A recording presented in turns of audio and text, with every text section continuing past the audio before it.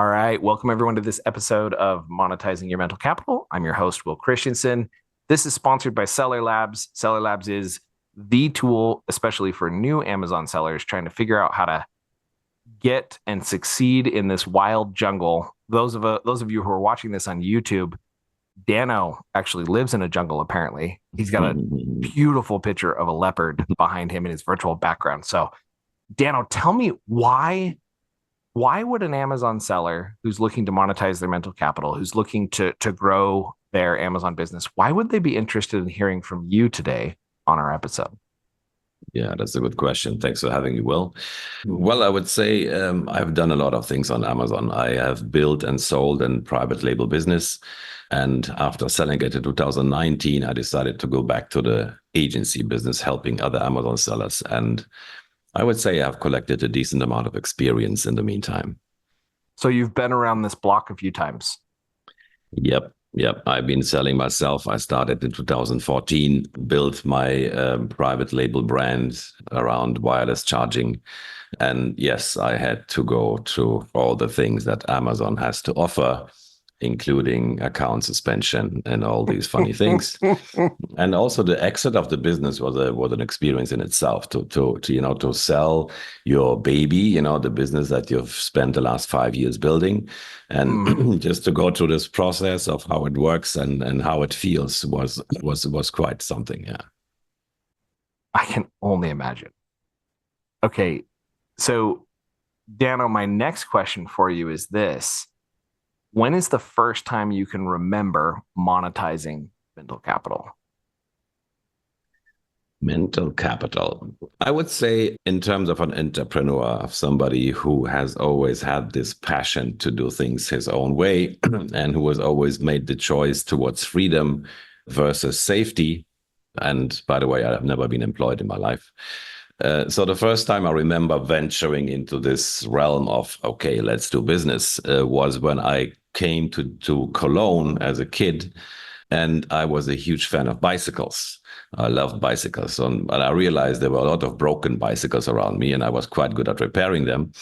So my first business idea, age 14, was, hey, let's collect these broken bicycles, fix them, and sell them back.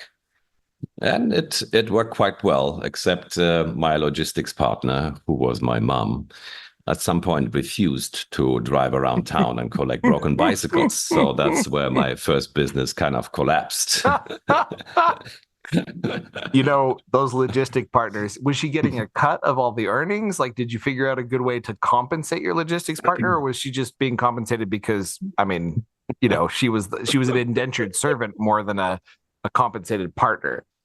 Yeah. I mean, I guess my team management skills were a bit slow at that time. So I didn't really give her the right incentive, and I didn't motivate her enough to do her job. Yeah, so she just bailed on me. So, but yeah, lessons learned. Up and quit. Yeah. Those management principles come early sometimes in our lives, and we really wish we'd learned how to manage up a little better in our early relationships. I love that. So fast forward, Dano, what was it like? You obviously were repairing bicycles as a kid. Continue the story. What did it look like as you continued your journey of trying to start these businesses and never being employed? Yeah, so the short version is school to me felt a bit like a prison because I felt like what I'm doing here is not relevant. And when school was finished after high school, which was kind of my captivity, I see it like that. So I mean, I didn't have a choice. So I had to go to the thing, finish high school, and I had decent degrees. And then I saw people going to university, and in my head was like, what's wrong with you guys? I mean, you've been sitting in a classroom for the last 13 years. And the next idea you have is to go and sit in another classroom. To me, that was like difficult to comprehend. So for me, it was, I just went, of course, at that time in Germany, we had to do civil service or military service. Okay.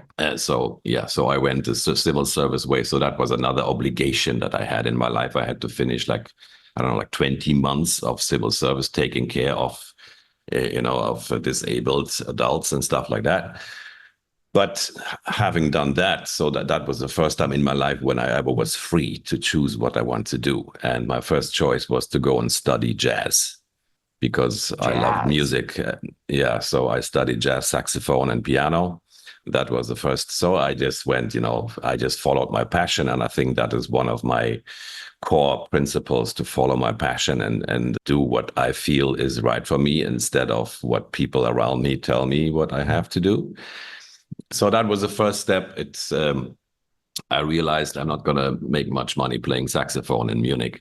So I moved on to sound engineering. So I became like a sound engineer, freelancing and doing like concerts and, all this kind of stuff where you see a guy behind a mixer taking care of the sound in the room. That was something I also love to do. And in the process, I met the guy who told me, like, dude, there's this thing called desktop publishing. There are people are creating stuff on computers. That was the first time where publishing and printing became digital. And he said, hey, why don't we just set up a company and do this kind of stuff? And I said, yeah, let's go. Let's do it. So let's go, because I have a lot of daytime, because all my gigs were like at night.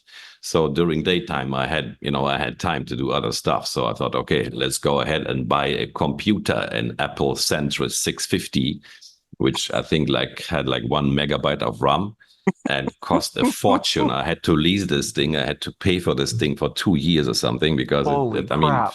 for me, it cost a fortune.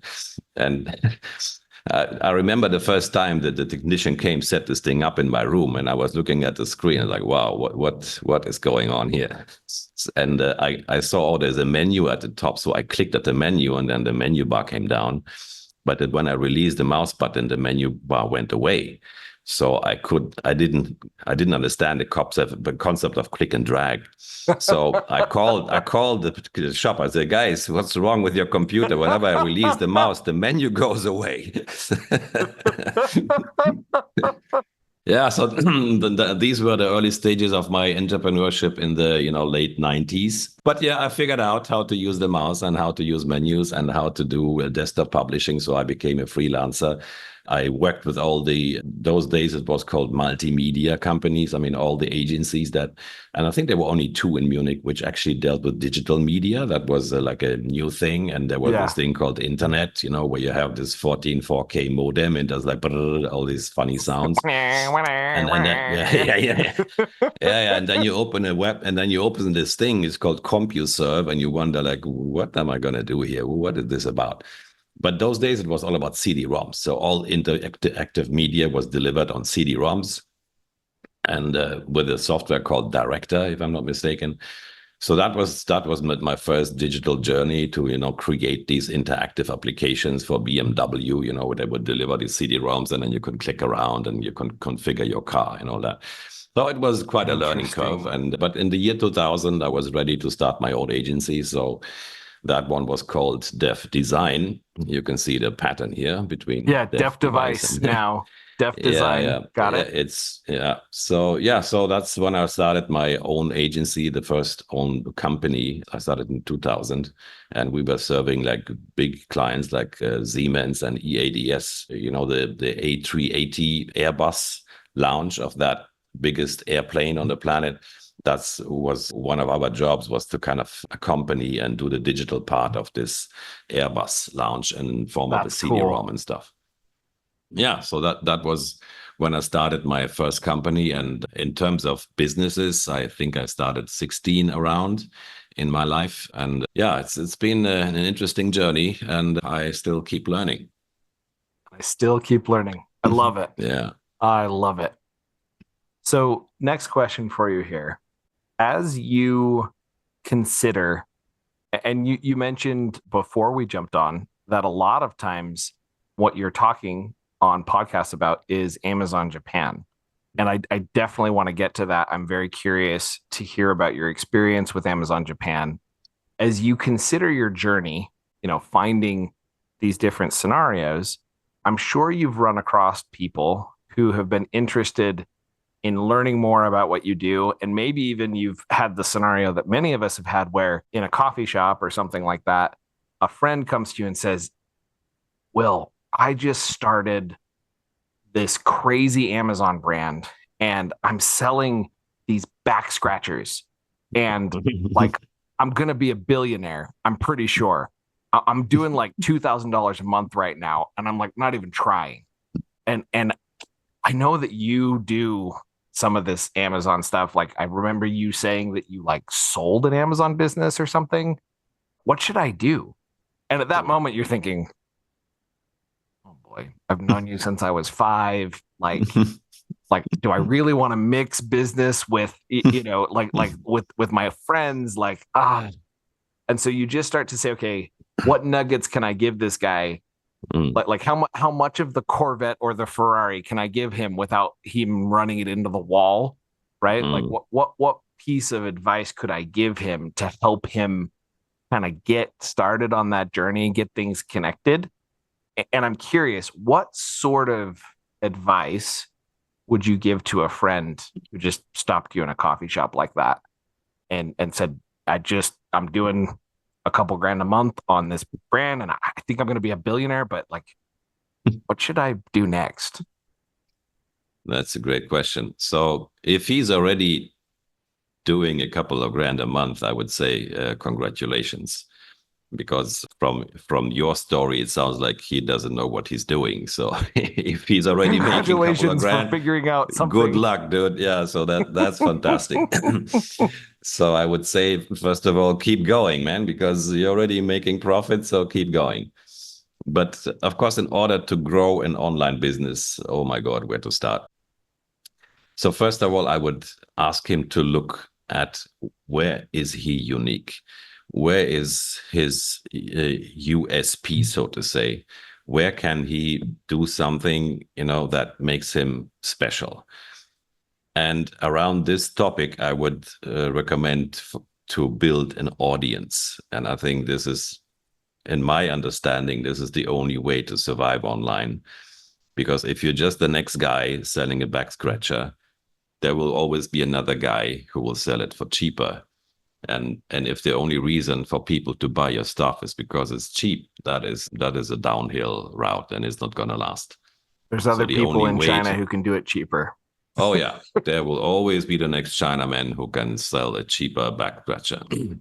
So the only way to stand out is number one, of course, to add something unique to your back scratcher. And it could even be something that's just a story. I mean, you could tell people why are you selling, like how your back Interesting. scratcher saved your life, and how, now as you can. So in short, we need to build a brand. We need to build a brand that stands for something. And of course, the simplest and the first choice would be to connect it to the person behind the brand and to this person's life story, so people can actually relate, which is not easy to do on Amazon, by the way, because as we know, Amazon doesn't give us a single email address from our customers.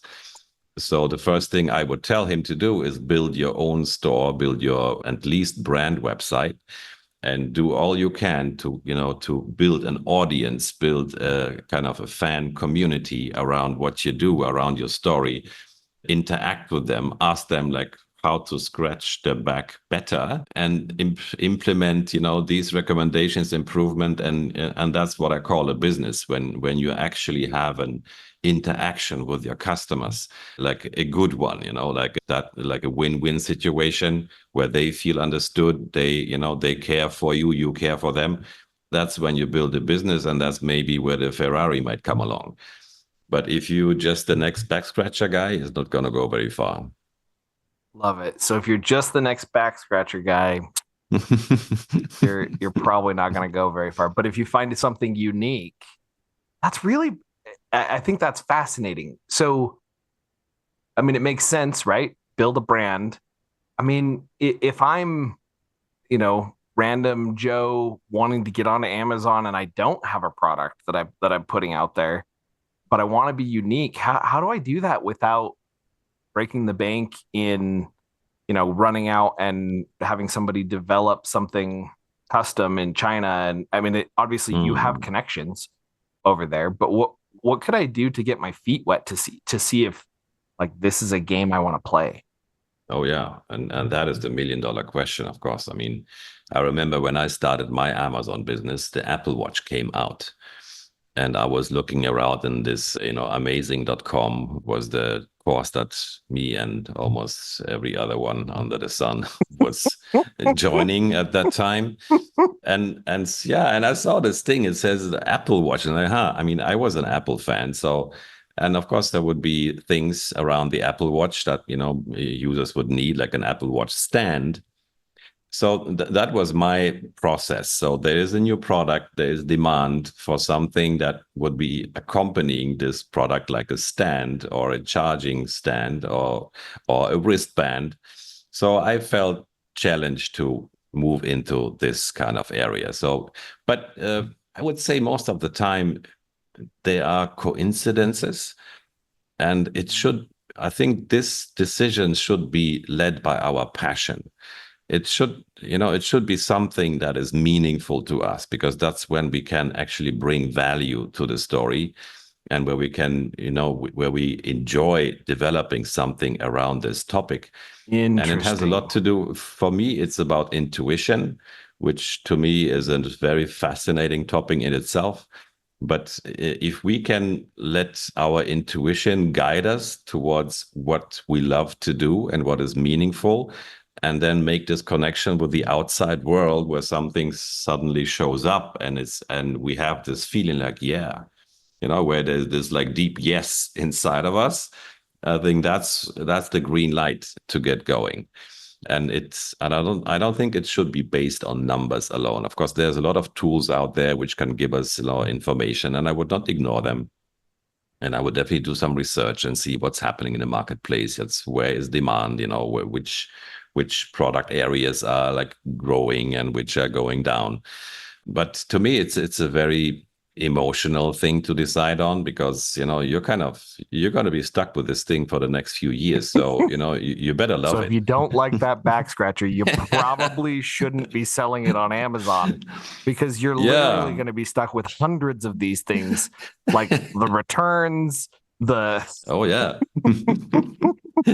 I love your back scratcher example here, and you even have the demo. I've got the demo right here. It's on my desk.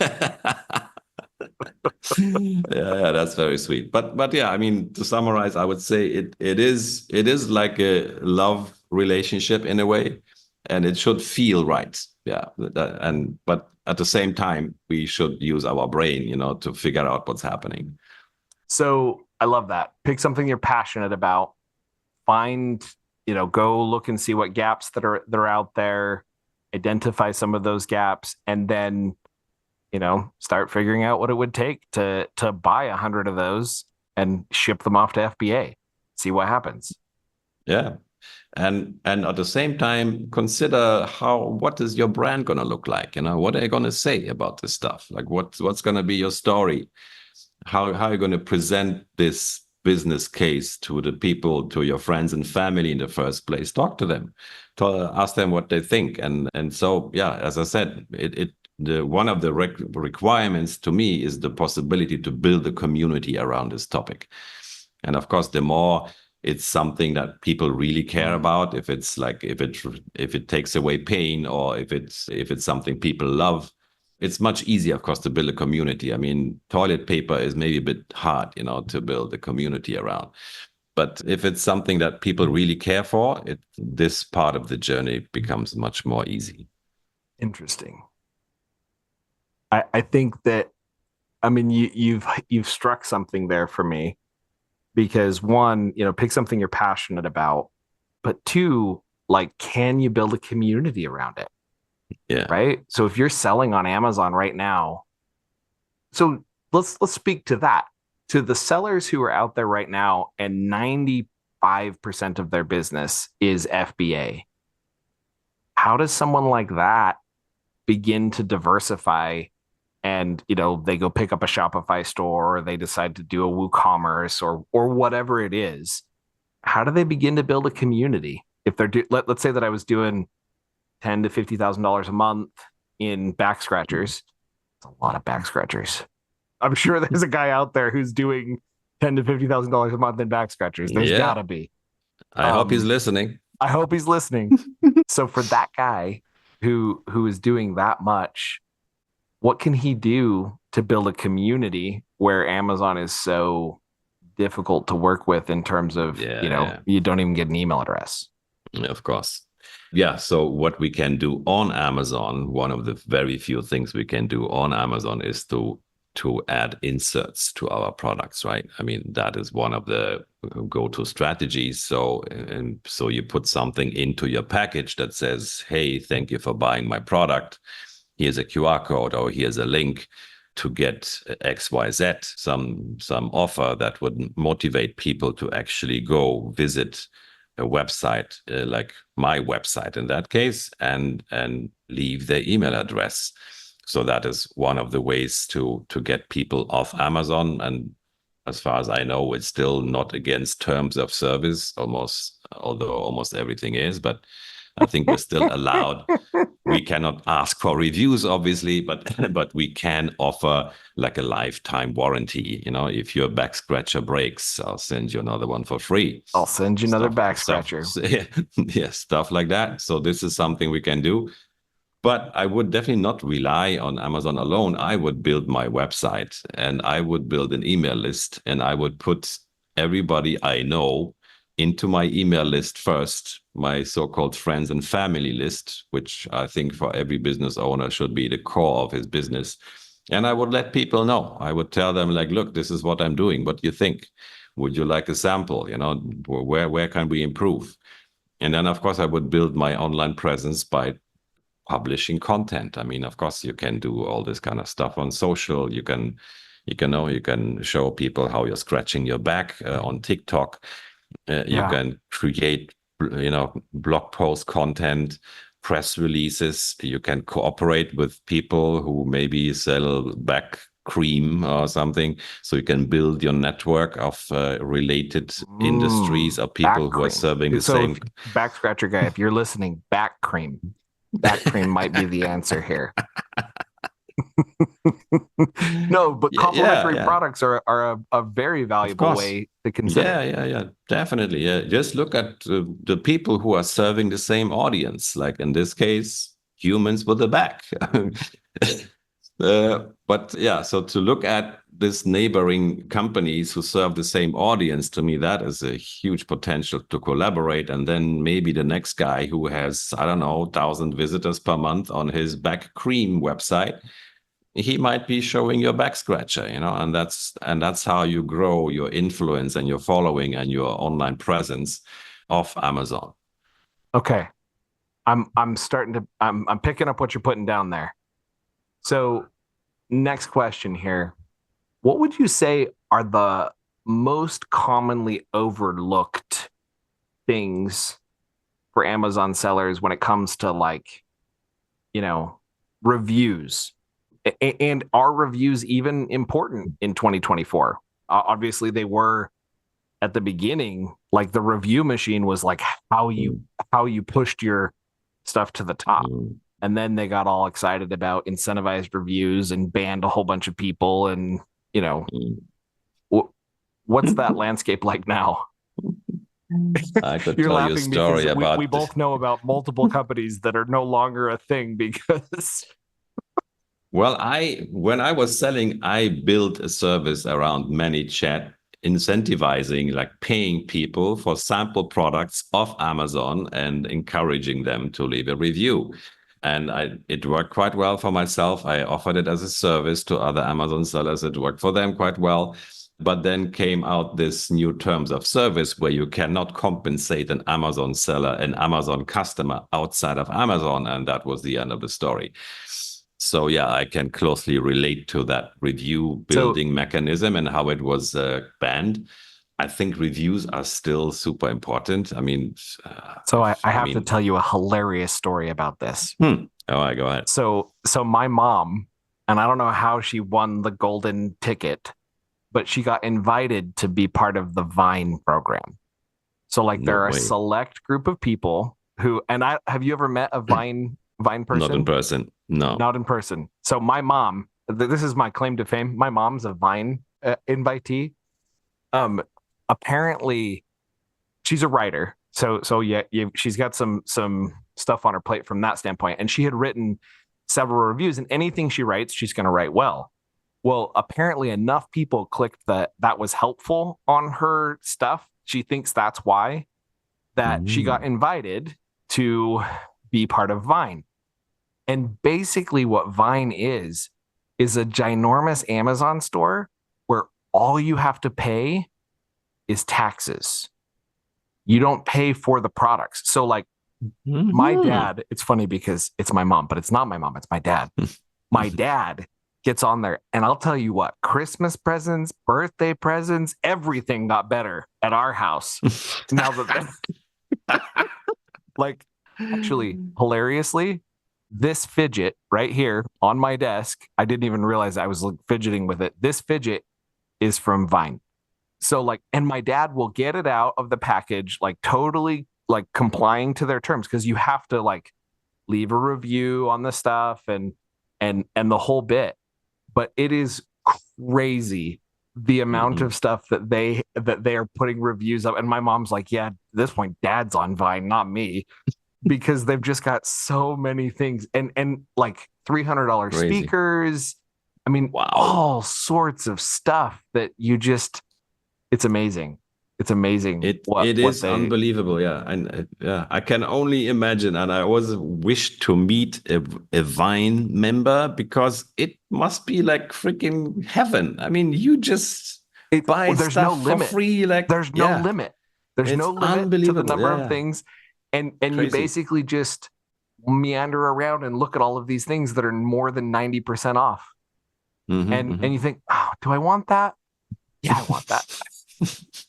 Like, my dad was like, I think we paid $400 in in just sales tax. Like it's been really fun to watch them experience this. I wonder, I don't know if maybe if I like blacked out her name. Oh, it's public now. They know. They're gonna find her account and block her, knowing Amazon and their craziness. But like, anyway, there are people, a blessed few, who have figured out. So if you want to be on Vine, the hack is write really good reviews for lots of people and make sure that everybody upvotes you, apparently. Maybe that's how you become a Vine person. Yeah, we could create a system around that, right? We could create like an upvoting community. An upvoting machine. And a Vine club where you can become a Vine member, dude. I mean, that's a new business case right here. Free shopping forever. Come on. I mean, that's a nice foot in the door offer. I love it. Hey, I would click on that. I would click on that. Free shopping forever. Come on. I mean, that is an incredible offer. Just shop whatever you want, for for 90% off plus, because like taxes are usually like 7%, right? So like you're literally, it's freezies. Crazy sauce. I was so it actually was really funny, because the first birthday or whatever after, like, I was looking around, I was like, this feels like more than you guys usually. Oh. Wow, crazy. Well, I guess I wouldn't qualify being in Malaysia, but maybe we can help people to become Vineys. Would you be interested in being a Viney? Yeah, I bet there's people out there who'd pay to be a Viney. They'd find us though. They'd find us. The terms of service people. Those guys are crazy. All right, Dano. Yeah. Most overlooked strategy for new sellers. Most overlooked strategy around reviews for sellers. Well, I'm not a review collecting expert these days, and I think the options are very limited. I mean, of course, we can send out these messages for each order and ask them within Seller Central to leave a review. And if you're not doing that, then this is definitely the next thing you should do. You can automate it. You can use platforms which will send out this review request to every single order. And I think this is the basis of what we can do. Beyond that, it gets tough. Beyond that, as I said, I mean, of course, we could do inserts, but it's against terms of service to ask for a review in your insert.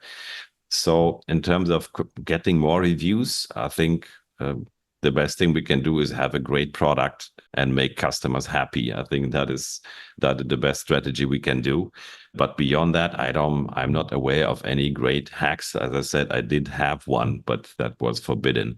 So I think you just have to go with the flow, make use of your Vine units when you launch. Of course, that's the easiest way to get your first batch of reviews. And after that, you just have to hope for the best. And you have to have a great product. That's basically all I can say to this. I like it. Okay, so let's get into the Amazon Japan side of things. What can you tell us about Amazon Japan? How much time do you have, man? Let's go with the best nuggets we've got here. So what you're saying is we may need to do a whole nother episode on Amazon Japan. I'm sure it's no, I'm gonna keep it topic. short, dude. Of course, I will be respectful of your and our audience's time here. But I think there are a few things that people should know. I mean, my favorite question is on a scale of 1 to 10, what do you think is the size of Amazon marketplaces? Where would Japan come in? Oh, that's interesting. So like if I were to say what like 1 out of 10 for like US versus let's say Mexico, my gut would be like US is I'm going to say 10 because I'm guessing it's the largest. And I'm probably wrong. Yeah, number one. Let's start with one. Like one is the biggest. Yeah. And then the next one on the scale. Yeah. I think one is the biggest. US, obviously, yeah. And then I think what US are the next three? What do you think are the next three? Oh man, UK. Let's see. Hey, don't Google it, man. Don't cheat. I just want a marketplace's list. I just want a list. I don't need. I just want to know. Yeah, I just wanted a list. I'm going to say one that's not actually. I'm going to sound like a total moron here. I'm going to say the top one. We're going with US. I think that of course the second one, Canada. Bad. Number 2 might be. I wanted to say Amazon United Kingdom. That's actually the one I was like. I think it's Amazon UK. Is that right? Yeah, I mean it's Germany and UK are quite close. So, but from my understanding, it's US, Germany, UK, Japan. Whoa, Japan is number 4. Japan is number 4, and that's what nobody knows, including Amazon experts like yourself. Nobody is aware of this thing that if you want to expand internationally. Of course, if you're selling in the US, Canada, Mexico are next door, so it does make sense. Yeah. But in terms of marketplace size, of course, UK, they speak English. Germany is the second biggest. And number 4 is Japan. So if you have I mean, this is not some for beginners. If you start selling, you focus on your marketplace and make it work. And there's enough work around that. And then maybe you expand to your brand website, your Shopify, whatever. But if you want to expand into other Amazon marketplaces, Japan should be on your radar, even more so if your products come from China. Because if you have an idea of how the planet Earth looks like, China and Japan are quite close to each other, So do you remember geography from your early lessons in I remember school? that. Remember? Yeah, that's what was one of the useful lessons, but I think like 2 or 3 of them would have been enough instead of 300. Yes, instead of 300. Well, you did say so aptly. Why would you put yourself through the pleasure of going back to a classroom when they just locked you into a classroom for 17 years or however many years? Yeah, 13. Yeah, exactly. Yeah, but that's a different story. That's the way it rolls. So if you want to go international, consider Amazon Japan. Biggest nugget you would say, like, for these sellers that are considering that. And I'm actually curious if this lines up. So I was talking to a lady who is a Walmart expert, and she said one of the ways you can find gaps marketplace to marketplace is go find best sellers over here that you have experience in and go see if they're on the list over in the other marketplace. Same is true for Japan. Yeah, definitely. I mean, one of the things we do is called marketplace assessment. And that's where we take a close look at what's happening in your niche with your specific product in Japan. And this is also after being aware of it exists and also considering like the shipping in, how much easier and faster shipping would be if your stuff comes from China, then the next step would be to take a close look and really check, like, are my competitors selling in Japan? That is one of the key questions. What is the average selling price? What is the review count? And if you are selling a back scratcher in the US and you have 1,000 reviews and you see that the back scratchers in Japan are selling at a similar price, but the biggest competitor has 100 reviews, you are ahead of the crowd because you can bring over your US reviews into the Japan marketplace. So you don't have to start from Vine or scratch, so to say. Interesting. So you can, and of course it depends on many things, and it is different for every product and every niche. And if you are selling skincare and like supplements and stuff that go into the body, there is a lot of requirements and certifications to be met. But if you don't have to go through these lab tests and these approvals, and you see that this is what it looks like in Japan, these are this is your competitors, and I would bet that 9 out of 10 competitors in the US that you are struggling with are not selling in Japan. There might be others, of course, but yeah, another point is to just get ahead of your competition who is not yet started in Japan. So, you can establish your presence there. And yeah, it can be quite lucrative. Okay. Final questions here for the podcast. If you could make a phone call back to Dano and his logistics manager just quit, his mom was like, yeah, I'm done. If you could make a phone call, and we're going to assume that Dano is actually mature enough when he receives this phone call to take whatever piece of advice you can give him, what piece of advice would you give to Dano that would help him grow as an entrepreneur and as an Amazon seller one day, and all of the above? What piece of advice would you give him around, besides like go list on Amazon sooner? Like obviously that that's a given. What piece of advice would you give him in his journey of being an Amazon seller and then eventually an agency owner? Wow. I love this question. This is also my closing note on my podcast, and it can be quite emotional. And I haven't prepared any of these answers, honestly, even though I've been asking these questions many, many times. But if I would say, follow your heart. To me, that is the most important thing, and it's also the most scary thing to do, because we are all surrounded with people who know better and who know exactly what we should do and what is safe and what is dangerous and what is a stupid idea. So we are constantly in this battle of what is actually in us in terms of passion, heart, intuition, the soul, you name it, and then our environment, which will contradict like very fiercely what we believe we should be doing in our life.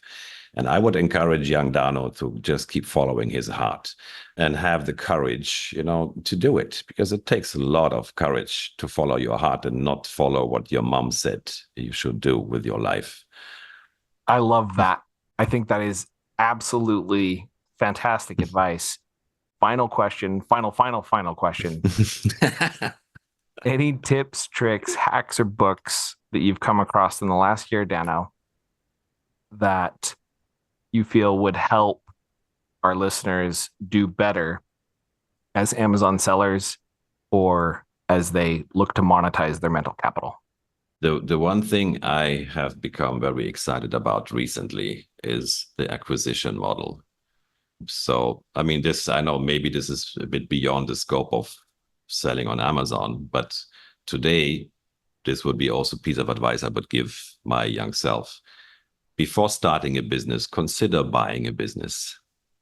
And it can be a shortcut in so many freaking ways. And instead of spending 3 years to figure out if this thing works or not, you could go and find a business that exists, that is working, and find a way to evaluate this business and then find people who have money and who are willing to invest.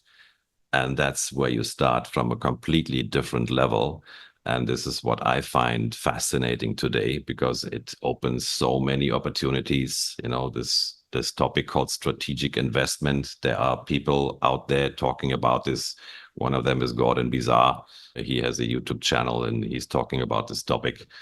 So yeah, this is like one fundamental advice I would give entrepreneurs to consider this option to actually find a working business and take it over from the guy who wants to retire and his son doesn't want to take over, and work with the people who are willing, to bring in the cash. Yeah, I love it. Dano, I really appreciate you being on the podcast. It's been a pleasure. Yeah, same here, man. You're a great host, man. Good job. Very good job. All And right. I'm looking forward to check out all your other episodes. Hey, well, it was a pleasure to have you here. Over and out for monetizing your mental capital.